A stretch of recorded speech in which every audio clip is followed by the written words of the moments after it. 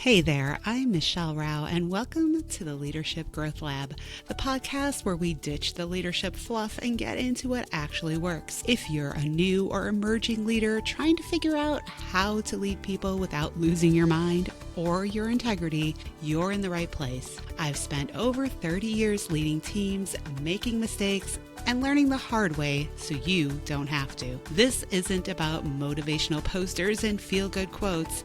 This is real talk, real stories, and real strategies to help you become the leader you're meant to be. Let's get into it.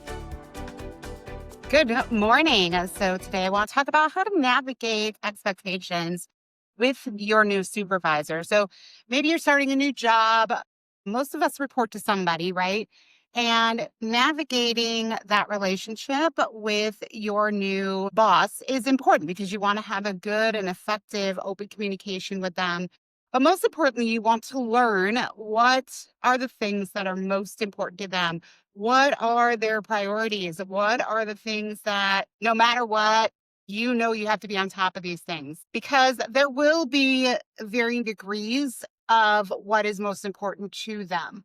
And communicating with them effectively, what you're working on, even on a weekly basis, keeping them in the loop, keeping them informed, keeping them updated is very important. So they're not left wondering, especially when they're still getting to know you and how you operate and what they can count on you for. They don't know your work style. They don't know how effective and efficient you are at the get-go. So it's natural that they're going to have some questions and they're not going to inherently trust you quite yet. Probably because they've been burned in the past, right? They've had maybe somebody who wasn't right for the role, or they just are used to having to be all on top of people to get anything done. And maybe you're the type that you knock things out, but you don't always communicate effectively. You feel like you're bothering them if you're telling them every little thing that you're doing, right?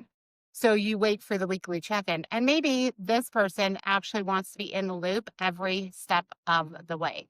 So make sure you understand what they need to know, when they need to know it, and then establish some guidelines for them. If they're throwing things at you at the last minute all the time, you need to have that conversation with them that I want to excel at this.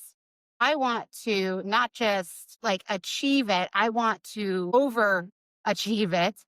And I can't do my best work in a last minute situation. So the more heads up you can give me, the more that you can give me a little bit of runway so I can put out my best work, the better it's going to be. For me, that means creatively, if you have things that I'm in a marketing role. So if I have things that need to get out and they're creative things, I need a little time to kick that around.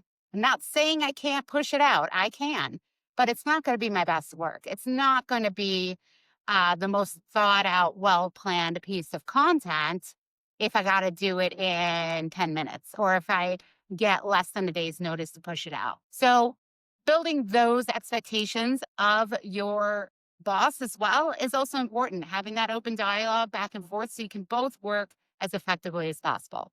Those are my tips for today. I'll have more. See you tomorrow. Thanks for hanging out with me today in the Leadership Growth Lab. If this episode resonated with you, do me a favor, share it with another leader who needs to hear it. Got a question or a leadership challenge you want me to tackle? Send it my way. I want to hear from you. Until next time, keep leading yourself first and the rest will follow.